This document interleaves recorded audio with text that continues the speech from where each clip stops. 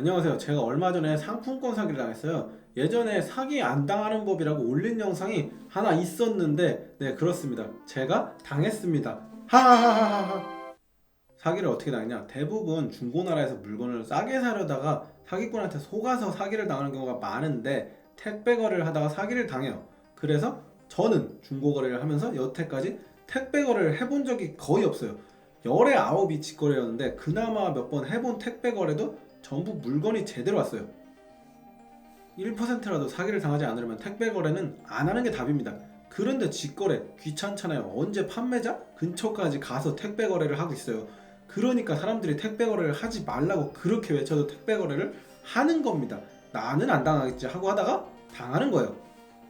이제 사기 안 당하는 방법으로 택배 거래 외적으로 가장 많이 알려주는 게 전화번호랑 계좌번호를 더치트에 검색하거나 계정 정보가 확실한지, 거래 내역은 있는지, 물건에다가 포스트잇 붙이고 날짜를 적든지 몇 가지 확인을 해보고 거래를 하는 게 일반적이잖아요.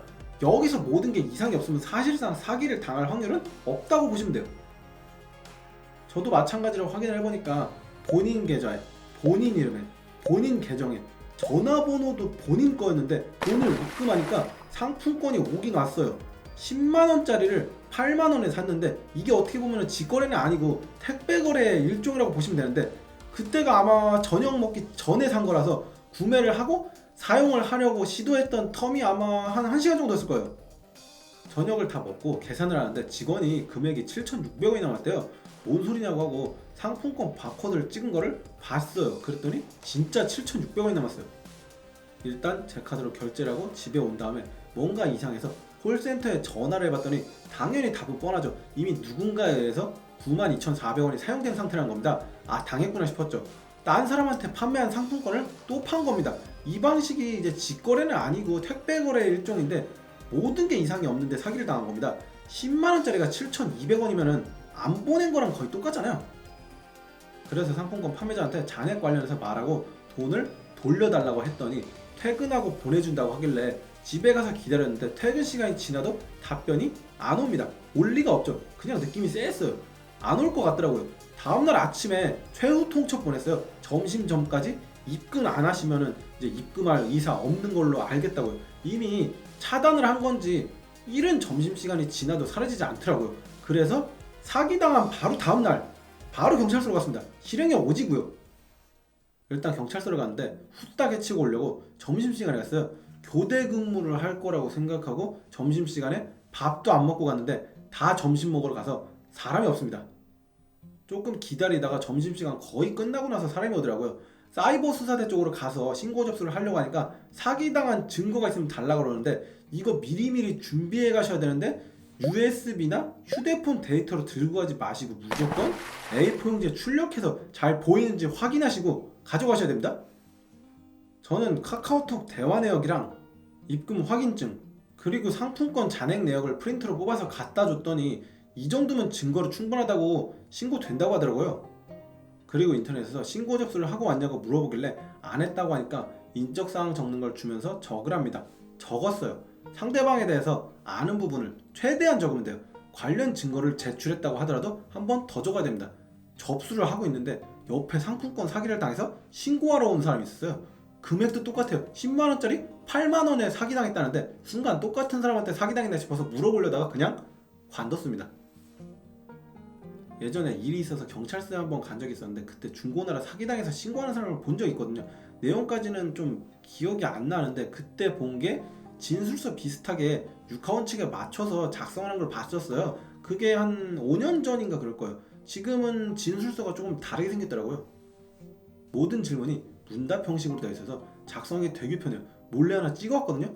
대충 이렇게 생겼는데 작성하는데 30분 정도 걸렸던 것 같아요. 그리고 작성을 다 하면은 지장을 몇 군데 찍고 접수가 끝납니다. 여기까지 하는데 점심시간 기다린 것 빼고 실제 접수 시간이 아마 1시간이 안 걸렸을 거예요. 그러면 이제 신고가 끝났으니까 당분간 본인이 할 일은 없고 이제 경찰서에서 오는 문자만 받으면서 상황만 파악하면 됩니다. 자기가 사는 지역에 사건이 배당되는데 저는 인천 미추홀 경찰서로 배당이 돼서 문자가 주기적으로 왔어요. 이게 조금 잊고 살다시피 하면은 문자가 뜨문뜨문 하나씩 와요. 신고를 정확하게 2019년 10월 24일에 하고 첫 번째 문자가 2019년 12월 18일에 옵니다. 대충 내용은 이런데 접수된 사건에 대해서 각 계좌, 계정, 전화번호, 명의자 파악해서 수사 진행 중에 있답니다. 그리고 뭐 특이사항 있으면 연락 준대요. 뭔가 진행이 되는데 되게 느리죠. 이게 어쩔 수가 없는 게 사기를 저만 당하는 게 아니잖아요. 되게 많은 사람들이 사기를 당하는데 처리하는데 시간이 꽤 걸려서 이게 이렇게 오래 걸리는데 이 정도도 이해 못하면은 사기당한 본인도 잘못이 아주 없다고는 볼 수 없어요. 정가에 사고 직거래로 사면은 사기당할 일은 없는데 싸고 편하게 사려다가 사기당한 거니까 책임의 일부는 본인이 져야죠. 두 번째 문자는 1월 29일이었는데 범인이 자취하는 장소를 찾았다고 하고 계속 수사를 하겠대요. 세 번째 문자가 핵심인데 2월 17일에 왔어요. 범인 잡았대요. 생활비가 없어서 사기 범행을 했다는데 사기 사실도 인정하고 기소까지 돼서 검찰청에 송치된답니다. 그리고 피해자가 생활비가 없어서 사기 범행을 했다는데 그거야? 내 할 바 아니고 중요한 거는 이제 경찰에 관하는 여기가 끝입니다. 변제까지는 받아들일 권한이 없다고 문자에서도 그러는데 변제를 받는 방법을 알려주긴 해요. 문자를 받고 3일 정도 지나면 이 사건이 담당 검사에게 배당이 된다는데 송치 번호를 가지고 1301에 전화해서 배상명령 신청 제도를 안내받으라고 하는데 이거 나중에 해도 됩니다. 전화를 해보긴 했는데 상담원이 모르겠어요. 그냥 기분 탓인 것 같긴 한데 되게 까칠해요. 저도 이 말투가 고쳐지질 않아서 일부 댓글 중에 건방지다는 말도 있고 신뢰가 가지 않는다는 말도 있는데 저보다 더한 것 같아요. 아무래도 같은 전화를 수십 번, 수십 통씩 받으니까 그런 거겠죠. 이게 송치번호가 나왔다는 게 재판이 끝나서 나온 게 아니라 재판 대기 중이라는 거거든요. 그래서 전화를 해도 재판 대기 중이니까 기다리라는 말밖에 안 해요. 몇 달이 걸릴지도 모른답니다. 또 무한 기다림에 빠지는 겁니다. 그래서 이제 전화를 끊고 인터넷에서 검색을 해봤는데 법무부 형사사법 포털에서 송치번호 조회를 해서 현재 상황을 알 수가 있어요. 사건 조회를 누르고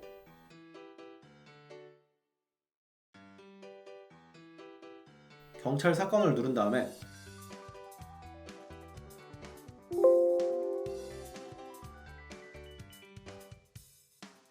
공인인증서 로그인합니다.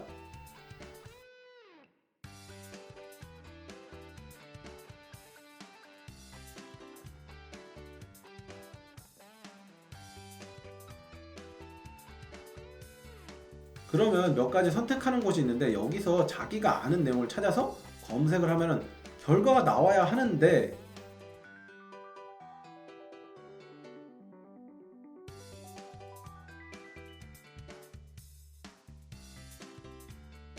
결과가 안 나와요. 이러면 재판이 진행이 아직 안 된 거예요. 이걸 언제까지 해야 되냐? 재판이 진행돼서 결과가 나올 때까지 하는 겁니다. 재판이 진행되면 여기 결과가 나오겠죠. 그걸 가지고 민사소송을 해서 돈을 받아내는 거, 여기까지 진행을 해야 모든 게 끝났다고 할 수가 있어요. 그래서 저는 여기까지는 아직 가지 못한 상황이고 결과가 몇 달 후에 나오면은 민사소송까지 해서 돈을 받아내보려고 합니다. 8만 원이 뭐 제 기준으로 많은 금액은 아닌데 금액이 커진 사람도 있을 거 아니에요. 이런 사람들은 시간 버리고 정신적 피해가 이제 저보다 더 커도 돈은 받아내야 되잖아요. 물론 시간 버리고 뭐 정신적 피해 보상 이런 거는 민사로 받아내기가 힘들 거예요. 못 받습니다. 작정하면 받아낼 수 있긴 한데 저는 거기까지는 안 하려고요. 결론은 사기당했다고 포기하지 마시고 적은 금액이라도 신고하세요. 특히 적은 금액을 사기당했다고 신고 안 하는 사람들이 간혹 있는데 걔들 심리가 이 정도면 신고 안 하겠지 하는 마음이 있어요. 이거 신고하면은 10,000원을 사기당해도 진행이 됩니다.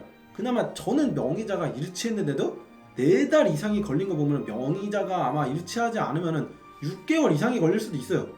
대부분 사기를 칠 경우에 명의자가 일치를 하지 않거든요. 이런 거 보면은 어떻게 본인 명의에 본인 전화번호에 본인 통장으로 이런 사기를 칠까 참 희한합니다. 이런 애들은 뭐 뒤가 없나? 배수진이야? 아까 이야기했다시피 범인이 생활고에 시달리고 있다는데 뭐 저야 알 바 아니고 그렇다고 봐줄 생각은 없고요. 결과가 진행돼서 민사소송이 가능한 단계까지 가면은 그때 영상을 또 만들어서 올려보겠습니다.